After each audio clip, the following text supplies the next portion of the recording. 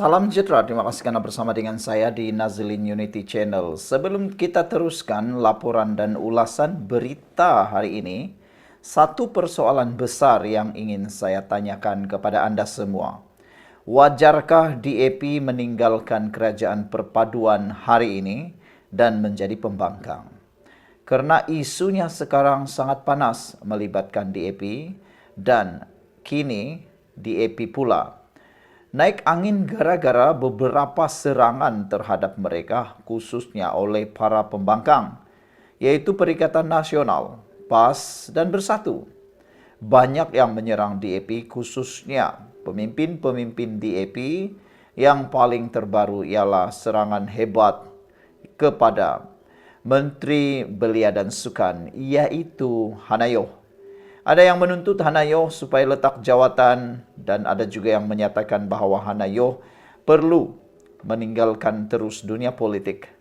Ada juga yang mengharapkan supaya Hanayo tetap bertahan. Mana satu yang Anda pilih? Ada netizen sebenarnya yang menjadi penyokong Hanayo juga. Dia tidak pedulilah dia berbangsa Cina, India, Melayu, Bumi Perak, Sabah dan Sarawak tetap menyokong Hanayo. Mereka nyatakan bahawa apa yang berlaku terhadap Hanayo di mahkamah adalah sengaja diambil kesempatan oleh beberapa pihak untuk menyerang DAP khususnya. Jadi persoalan besar mula timbul semula. Adakah DAP akan keluar kerajaan perpaduan lalu membentuk gerakan pembangkang baharu yang lebih kuat? Persoalan ini mungkin menjadi lebih panas lagi.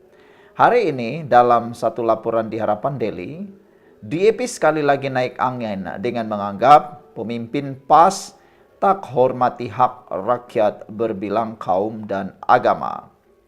Sekumpulan pemimpin DAP menyifatkan rata-rata kepimpinan PAS tidak menghormati hak rakyat Malaysia yang berbilang kaum dan agama. Menerusi kenyataan bersama tiga ahli jawatan kuasa tertinggi pusat CEC DAP hari ini, mereka menyelar tindakan beberapa pemimpin PAS yang mempolitikkan majlis sambutan Hari Natal di Kementerian Perumahan dan Kerajaan Tempatan KPKT. Kenyataan tersebut bercanggah dengan kenyataan Setiausaha Agung PAS, Datuk Seri Taqiyuddin Hassan yang menyambut baik perayaan Hari Natal atas kesan positifnya ke arah pembinaan masyarakat Malaysia yang lebih berkualiti atau bermoral bersandarkan nilai keagamaan luhur serta suci. Percanggahan ini menunjukkan bahawa walaupun terdapat percubaan untuk memberikan gambaran bahawa ianya parti yang inklusif, namun sebenarnya rata-rata kepimpinan PAS tidak menghormati hak rakyat Malaysia yang berbilang kaum dan agama menurut kenyataan itu. Kenyataan bersama oleh Sheikh Umar Bagharid Ali, Yong Safura Othman dan Shah Rezan Johan itu menegaskan bahawa semua peserta yang terlibat dalam persembahan di KPKT itu adalah mereka yang menyambut Hari Natal, terutama dari Sabah dan Sarawak, dan tiada yang dipaksa untuk menghadiri majlis tersebut. PAS sepatutnya mempertahankan dan mendukung hak dan kepentingan kaum seperti yang termaktub dalam Perlembagaan Persekutuan dan bukannya memecah belahkan masyarakat dengan politik sempit, kata mereka lagi. Terdahulu PAS antara lain menganggap tindakan KPKT yang secara terbuka menganjurkan perayaan agama Kristian di premis kerajaan sebagai melanggar batas-batas akidah umat Islam serta bertentangan dengan prinsip sensitiviti agama di negara ini.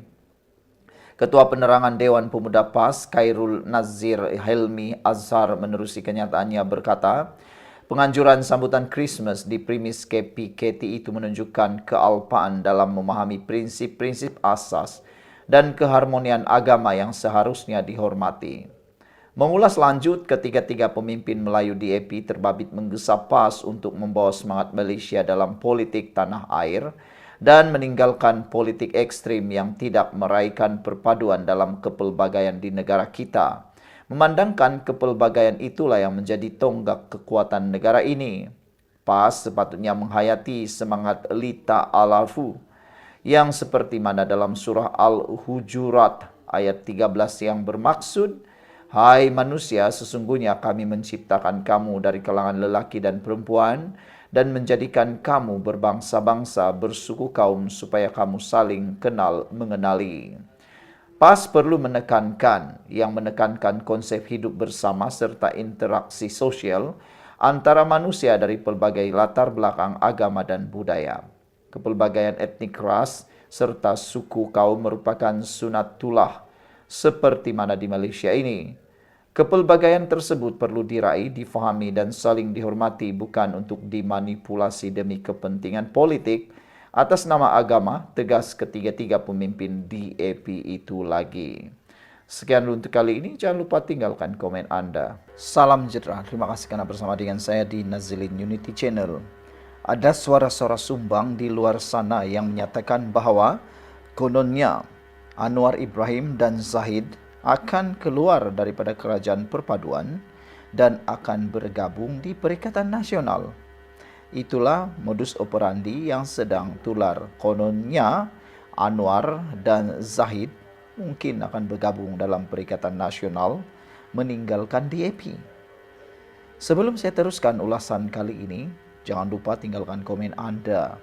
Patutkah Anwar Ibrahim dan Zahid Hamidi meninggalkan DAP sekarang? Kerana ada banyak isu yang melibatkan DAP yang sedang tular, sedang panas di media sosial.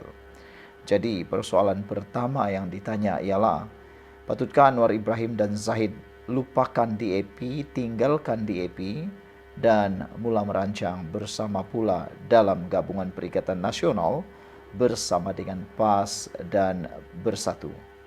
Kalau dihitung dan dikira, kalau Anwar Ibrahim, PKR dan juga Barisan Nasional bergabung dengan Perikatan Nasional, mereka akan cukup 2/3 di Dewan Parlimen. Adakah itu boleh berlaku? Apa pendapat anda semua? Ataukah ada rancangan untuk meneruskan perkara yang dipanggil perkara gagasan rakyat?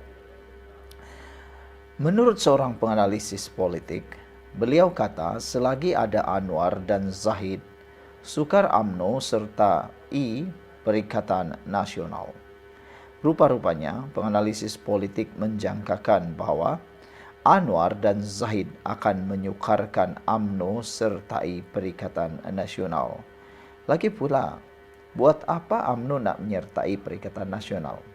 Saya nak tanya anda semua, apakah kelebihan atau keuntungan advantage yang diterima oleh UMNO sekiranya mereka menyertai Perikatan Nasional? Kerana kita pun tahu kedua-dua parti gabungan ini, Barisan Nasional atau khususnya UMNO, mempunyai akar umbi yang hampir sama, iaitu berasaskan orang Melayu dan Islam. Jadi, apa keuntungan untuk UMNO? Selain daripada itu, dari segi politiknya, bagaimana nak menentukan pembahagian kerusi nanti? Tentulah UMNO pun nak menang juga. Perikatan Nasional pun nak menang juga. Bersatu, PAS nak menang juga. Di kawasan mana? Di kawasan yang sah confirm boleh menang, iaitu kawasan yang majoriti Melayu Islam.